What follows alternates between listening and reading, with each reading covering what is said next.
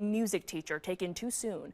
John Heninger was the bicyclist killed on John Nolen Drive just over a week ago. NBC 15's Marcus Arsvold attended the Celebration of Life ceremony today. Marcus, he meant a lot to the musical community throughout our region. Michelle, Tom Heninger worked as Watertown's band director for over 35 years, and from what I could tell, he impacted many lives.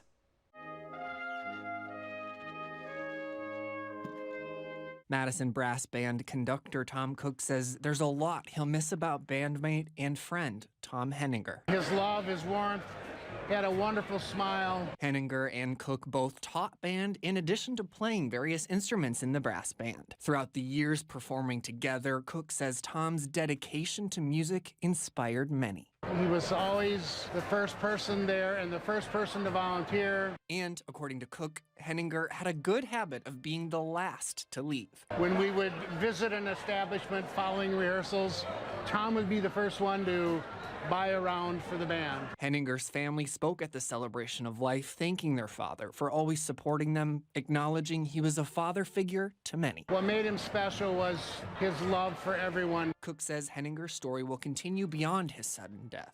Through the music he taught others. He has a long legacy.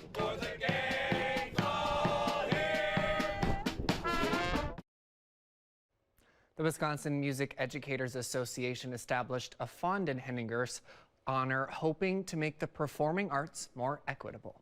Live in the studio, Marcus Arsvold, NBC 15 News.